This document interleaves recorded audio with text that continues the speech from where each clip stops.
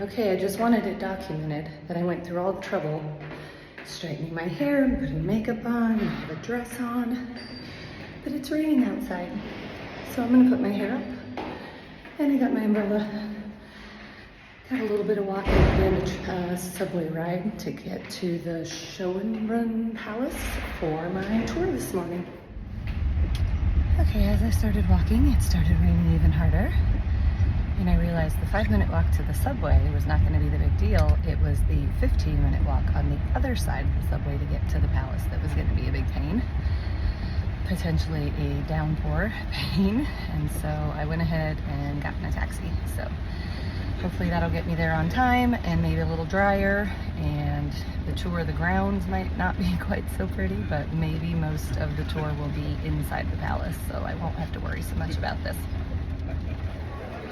All right, so I just finished the tour of the inside of the Schonbrunn Palace. Schonbrunn in German, the translation, according to the guide, is beautiful fountain. Yes, there was a natural spring or some sort of well, something like that, back when they decided to build the palace out here. And they built a fountain around it, and the first time he came out and saw it, he said, "Oh, what a beautiful fountain," and hence the name Schonbrunn Palace. They don't allow any photos inside, so I have no pictures, but it occurred to me that based on all my other castles, palaces, between Versailles and the Louvre and everywhere else, you are probably bored of the inside of palaces, and a lot of them look pretty similar.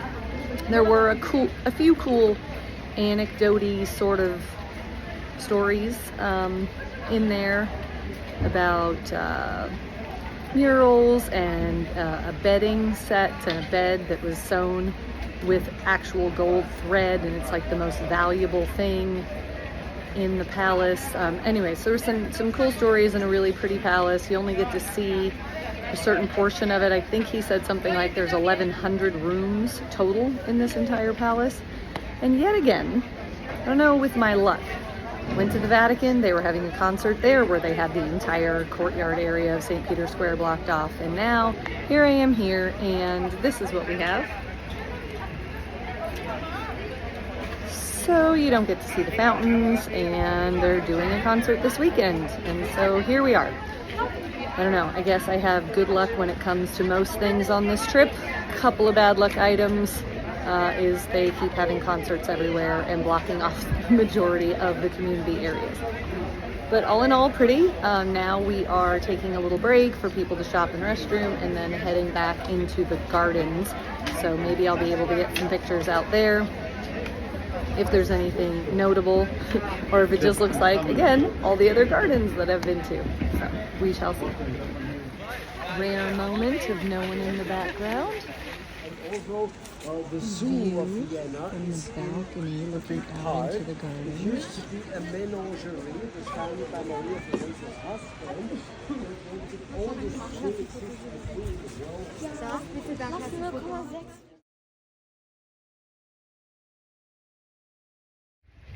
Okay, want to do a quick little summary of my Schonbrunn Palace tour. Mostly the people that I meet, because as you've noticed in many of my videos, I just want to make sure I remember my interactions and the really kind people I meet. So at the very beginning of the tour, I met a brother and sister-in-law, so the brother's wife, named Carol. Stephen and Victoria was the wife, and they're from Michigan. And Victoria actually noticed my necklace with Daniel's fingerprint. So I was able to speak of his story and just go over my journey, which I always like to just share that. Interesting then, after that is when I found out that they were brother and sister traveling, because their niece, their other sister's husband, is German and lives in Germany. And so their niece was getting married. So they've been in Germany for the wedding and then just traveling about a little bit, coming to Vienna. So it's just kind of nice to see a brother and sister traveling together. Even though I never got the opportunity to do such a thing with Daniel, it's just, I don't know, brings me a little bit of a smile to think about. I know we didn't do it, but brother-sister traveling duo made me smile. Anyways, and then during the tour, I overheard, it was interesting, it was an English-speaking tour, but there were many people speaking different languages in the tour. So it seemed like the consistent language that everyone spoke was English, but they were all from many different places, including Sweden. I overheard a little conversation and they were speaking and I went, ah, that is Swedish. I recognize that. And so I just double checked my suspicion and I asked them, are you from Sweden? And they were, and turns out they live in Nacka, which is outside of Stockholm, and my cousin Magnus used to live there, so I'm very familiar with that area. So it was kind of fun to just be able to speak and know where they're coming from and talk about my family in Sweden. And that was Frederick and Annette from Nacka. And so yeah, those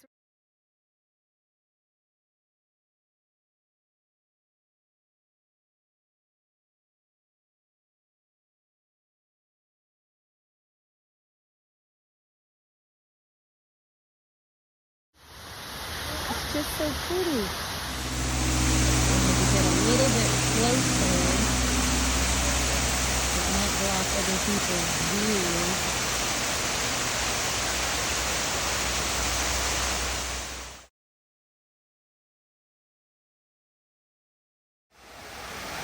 I think this one is Neptune Fountain. This is the one you could see in between when I was standing on the balcony looking towards the Gloriette.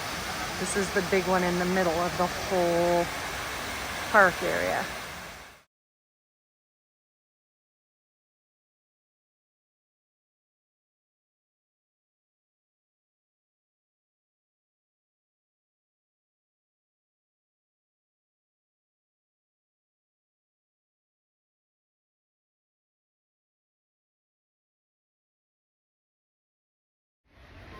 Just ran into my Swedish friends from the group about an hour after the group disbanded. And ran into them at a crosswalk, talked for another 10 minutes or so. So it was nice to see them again.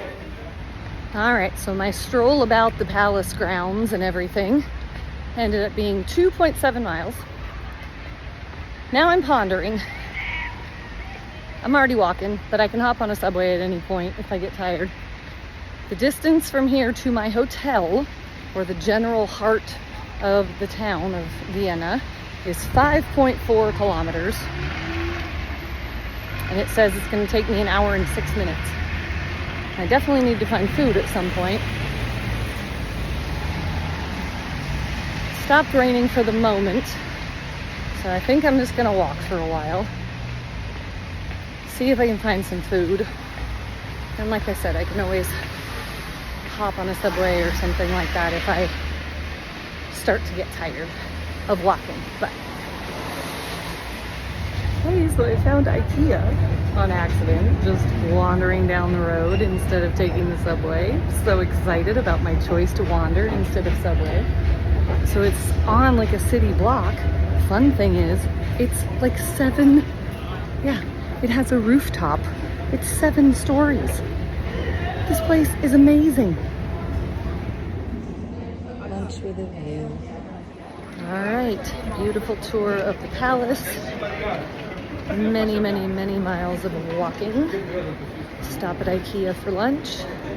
I just popped into that beautiful church for a few minutes, but it was really, really crowded. So just had a quick little look about and walked back to the hotel.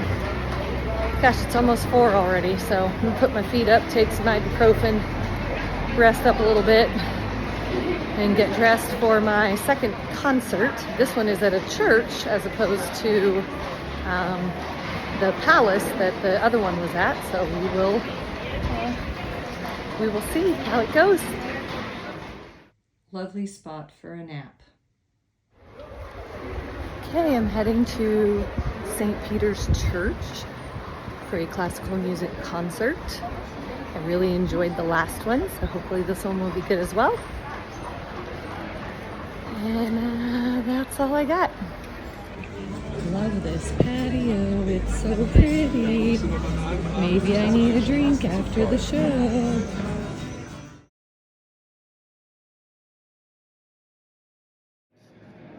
I've got a front row seat and a place to put my purse since I bought 2 tickets and only need 1. Okay, so that concert was incredible as well. I think I'm gonna have to just start taking up going to see classical music concerts and symphonies and things, because something about connecting with the music and the performers, and they played some, there was Mozart, Bach, Beethoven, you know, your standards. The Schubert song was probably my favorite of the ones of the main part of the show, except maybe the final closing Beethoven song, which wasn't one I'd ever heard before. So that was really cool. And then they did an encore. And the guy, even before he started playing, said they were going to play something that wasn't Bach, wasn't Beethoven, wasn't, you know, Mozart. It was from Ireland. And it was so good that I had to sneak up to the stage after the show and take a picture of the sheet music so that I can go back and find it again. So anyways, the show was amazing and beautiful, and I loved it.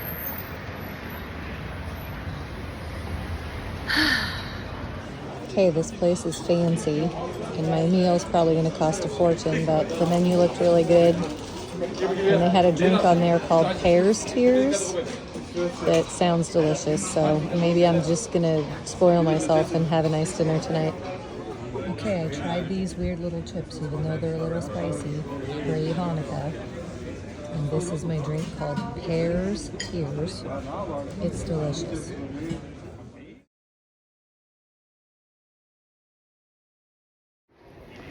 All right, I finished my fancy dinner. And I had 1 extra drink. And not because I actually needed or really wanted an extra drink, but the people at the 2 tables across from me were so thoroughly amusing. I had to order another drink just so I could sit there for a little bit longer. I know that seems ridiculous, but they kept going on and on about how they just played a big concert, and it was like the TV show Tim made me watch part of an episode of Entourage. It's like one dude's a big deal and then everybody else is just there because he pays for everything. At least that was my impression of Entourage. Can't speak to it specifically because I didn't actually pay attention, but it was like that. It was like 12 people at a table, girls like hanging on Klingon style, bunch of guys acting like they're cool, and one dude who's like the center of it. Anyways, it was thoroughly amusing. It was like watching some sort of sitcom. So I had an extra beverage just so that I could watch the ridiculousness. And other than that, the steak, oh my word, was so good. So it's okay. Overspent a little bit on my meal and drinks, but I had a thoroughly entertaining show and a really good steak, cooked in a way I would never have ordered it. But I'm just trying to wing it and try things and be brave. And it was a filet, but it was cooked with some sort of sauce. And it had truffle fries. And it was very yummy. And so I'm pleased with my evening overall. Beautiful concert and lovely dinner and funny, amusing people. And there you go. So, I guess I might as well just wrap up my whole day in this video instead of making another one. Palace tour, lots of rain, but still really pretty, really similar to Versailles. I don't know, maybe doing all of these cities and big, doing tours and things, maybe it's getting a little redundant.